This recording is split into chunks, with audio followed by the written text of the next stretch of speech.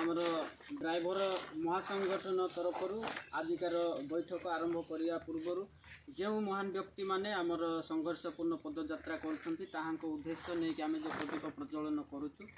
आसतु वर्तमान समस्ते निज निज जगार स्मरण उद्देश्य छिड़ा ही आज वर्तमान प्रदीप प्रज्वलन कर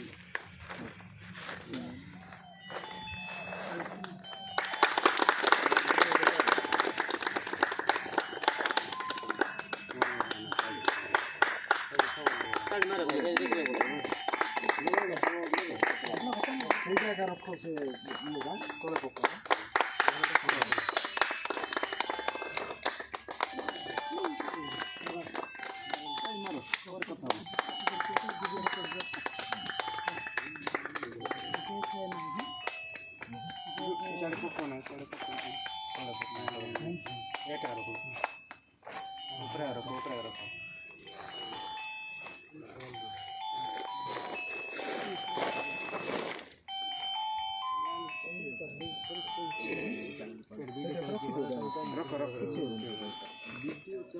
आमर ओडिशा ड्राइवर महासंघ भाई माने जो माने पदयात्रा करुँचर पांच पड़ भाई माने तेणुक आम कि प्रदीप उज्जवलन करूँ